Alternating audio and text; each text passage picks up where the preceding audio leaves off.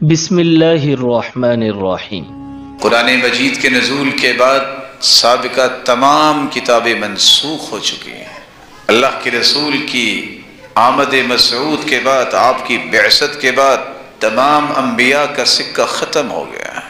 ہمارا ایمان ہے کہ وہ اللہ کے برگزیدہ پیغمبر تھے، لیکن بات اب مانی جائے گی کہ تو محمد مصطفیٰ کی مانی جائے گی۔ ایک مسلمان کو ان کے ساتھ تعامل کیسا کرنا چاہیے، رویہ کیا ہونا چاہیے؟ پہلی بات، رسول اللہ صلی اللہ علیہ وسلم نے فرمایا جب تم یہودیوں اور عیسائیوں کو ملو تو سلام میں پہل نہ کرو۔ صحیح مسلم کی روایت ہے، لا تبدأوا اليہود ولا النصارى بالسلام، تم سلام میں پہل نہ کرو یہودی اور عیسائی کو۔ فإذا لقيتم أحدهم، جب تمہاری ملاقات ہو تو پھر فاضطروه الى اضيقه، اگر وہ سلام کہتے ہیں تو آپ صرف اتنا جواب دو وعلیکم، اور آپ سن کے یہ حیران ہوں گے، صحیح مسلم کی روایت، اگر وہ راستے میں ملے تو ان کو تنگ راستوں کی طرف کر دو، اپنے آپ کو بہادر بناؤ، بزدلی نہ دکھاؤ۔ رسول اکرم صلی اللہ علیہ وسلم نے اس حدیث کے اندر ایک رہنمائی یہ دی ہے کہ ایک مسلمان سلام میں ان کو پہل نہیں کرے گا، اگر وہ سلام کرے گا تو اس کے جواب میں وعلیکم کہے گا۔ دوسرا رویہ یہ ہے، کبھی بھی زندگی میں دلی دوست انہیں نہ بناؤ۔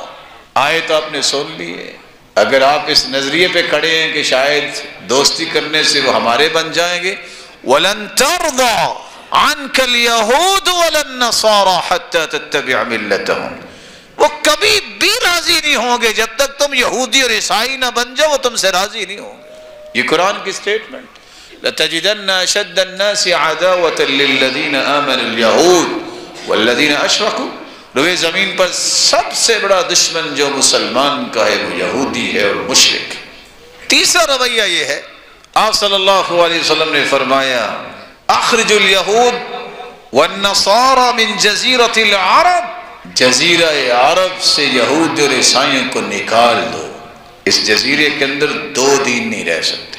اور دوسری روایت کی الفاظ ہیں جو صحیح مسلم کی روایت ہے کہ عمر بن خطاب نے فرمایا تھا لَأُخْرِجَنَّ الْيَهُودَ وَالنَّصَارَى مِن جَزِيرَةِ الْعَرَبِ حَتَّى لَا أَدَعَ إِلَّا مُسْلِمًا، میں ایک بھی یہودی اور عیسائی نہیں چھوڑوں گا، اس کو جزیرہ عرب سے نکال کے چھوڑوں گا، صرف مسلمان جا رہے ہیں۔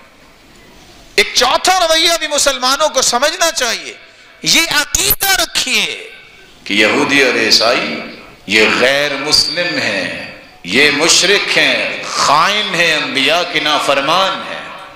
اس بات کا عقیدہ رکھیے کہ محبت کے مستحق صرف مسلمان ہیں، کافروں سے محبت نہیں ہوگی، اگر محبت ہوئی تو ان کے ساتھ ہی انسان کا شمار ہوگا۔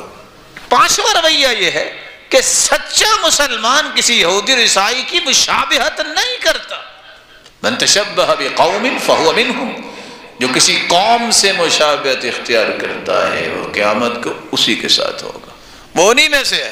وحشر معہم یوم القیامہ، قیامت کو ان کے ساتھ ہی اٹھایا جائے گا۔ ان قریب تم بالش پہ بالش، قدم پہ قدم تم پیروی کرو گے، حتیٰ کہ کوئی گو کی بل میں داخل ہوگا تو تم بھی پیچھے جاؤ گے، پتہ نہیں یہاں کیا ہے۔ پوچھا اللہ کے رسول، یہودی اور عیسائیوں کی بات ہو رہی ہے؟ فرمایا تو اور کون؟ حدیث کے الفاظ ہے لو ان احدهم جامع امرأته في الطريق لفعلتموه، ایک وقت آئے گا جس طرح یہودی اور عیسائی اپنی بیویوں کے ساتھ راستوں میں شباشی کرتے ہیں، تم ان کی نقالی کرو گے، ان کی مشابہت سے روکا۔ ایک چھٹا رویہ بھی انسان کا ہونا چاہیے، کبھی بھی ان کے شبہات کو غور سے نہ سنو، صرف وہ ان سے بات کرے جس کو اسلام کی تعلیمات کا علم ہے، تاکہ وہ رد کر سکے، بتا سکے کہ صحیح بات کیا ہے، کہیں بہک نہ جائے۔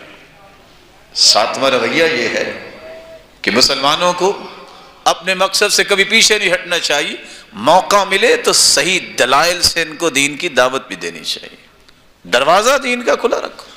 آٹھواں رویہ یہ ہے، ان میں جو آپ کی دشمنی کے لیے تیار نہیں ہے، اس کو کچھ پتہ نہیں ہے، جو آپ کے ساتھ لڑائی نہیں کرتا، جو غداری نہیں کرتا، خیانت نہیں کرتا، آپ کے ساتھ نیکی کرنا چاہتا ہے تو آپ بھی اچھا بدلہ دو، یہی وجہ ہے کہ جب قربانی ہوتی تو عبداللہ ابن عمر گوشت ان کو بھی دے دیا کرتے۔ ایک نواں رویہ یہ ہے جو ایک مسلمان کو سامنے رکھنا چاہیے، خواہ یہودی اور عیسائی ہے، عدل و انصاف نہ چھوڑنا۔ اگر وہ آپ کی حکومت کے قوانین کو مانتا ہے، آپ مجاز نہیں ہیں کہ ان پہ حملہ کریں یا ان کو نقصان دیں، کیونکہ اللہ کے رسول نے فرمایا من قتل معاہدا او ذمیا لم یرح رائحۃ الجنہ، جو معاہدہ کر کے رہ رہا ہے، ذمی ہے، جس نے اس کو قتل کیا وہ جنت کی خوشبو بھی نہیں پائے۔ مومن عدل و انصاف نہیں چھوڑتا، مومن زیادتی نہیں کرتا۔ رسول اکرم صلی اللہ علیہ وسلم نے ایک نواں جو ہے وہ رویہ بھی بتایا ہے کہ جس معاشرے میں بھی آپ رہتے ہیں اللہ کی توحید پر کمپرومائز نہ کیجیے گا، بھلے وہ کس کی حکومت ہو۔ آپ صلی اللہ علیہ وسلم نے کس طرح صحابہ کرام کو بھیجا، انہوں نے توحید پہ کمپرومائز نہیں کی۔ 10واں اور آخری رویہ یہ ہے ان لوگوں کی خوشی میں شریک نہ ہونا۔ اور ایک نہیں، کتابیں اٹھا کے دیکھیے لوگوں کی خوشی میں شریک ہونے کا مطلب کیا ہے کہ آپ نے ان کے عقائد کو تسلیم کیا ہے، اس لیے بال اتفاق اس کو حرام قرار دیا گیا ہے۔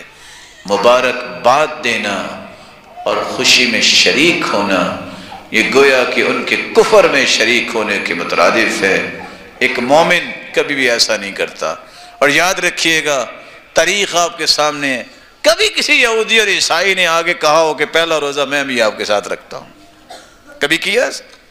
چلو پھر کیا ہوا، رواداری ہونی چاہیے، اس سال ہم بھی قربانی کرتے ہیں عید الاضحیٰ میں، کبھی کیے؟ وہ تمہیں کیا ہو گیا ہے؟ تم اپنی غیرت کو کیوں بیچ بیٹھے ہو؟ تم اللہ کے رسول کے بارے میں نازیبا الفاظ بولنے والے اللہ کے دشمنوں، اور ایک دن کے اندر امام ابن القیم ہدایت الحیارہ میں لکھتے ہیں ایک دن کے اندر یہودیوں نے 70 انبیاء کو شہید کیا، اور پھر عیسائیوں نے کیا کیا الزام لگائے، تم پھر بھی کہتے ہو کہ یہ ہمارے بھائی ہیں، ہمیں چلو ان کی عید میں بھی جانا چاہیے اور کیک بھی کاٹنا چاہیے۔ تمہیں اپنی غیرت کو نہیں بیچنا چاہیے، لیکن ظلم نہیں کرنا چاہیے، انصاف کی زندگی گزارنی چاہیے۔ اور ایک بات بھی آخر میں کہہ کے میں بات ختم کر دوں، ہو سکتا ہے کہ کسی کا کلیجہ مچر رہا ہو کہ یہ کیا تعلیمات ہوئی، اس کا مطلب ہے تو مشکل ہو جائے گی۔ تاریخ کا ایک ورق دکھائیے کسی مسلمان نے تورات جلائی ہو، کسی مسلمان نے انجیل جلائی ہو، بتائیے کہاں لکھا ہے؟ قرآن ہی کیوں جلتا ہے؟ تعلیمات پہ بری کس کی ہیں؟ عدالت نے اجازت بھی دی مسلمان کو، آپ نے پچھلے مہینوں میں دیکھا، اجازت مل جانے کے بعد اس نے کہا کہ میرا دین جو ہے اس کی اجازت نہیں دیتا کہ میں ایسی کتاب، اگرچہ محرف کتاب ہے، تبدیلی ہے، میں اس بات کو بھی پسند نہیں کرتا کیونکہ دین نے پسند نہیں کیا، میں نہیں جلاؤں گا۔ آپ کو روئے زمین پہ مسلمان سے بڑھ کے امن والا انسان نظر نہیں آئے گا۔ اللہ ذوالجلال ہم سب کو امن والا بنائے اور ان مسائل کو سمجھنے کی توفیق دے، اور توحید پر زندہ رکھے اور توحید پر اپنے پاس بلائے، اور جنت میں سب کو جمع فرمائے۔ وآخر دعوانا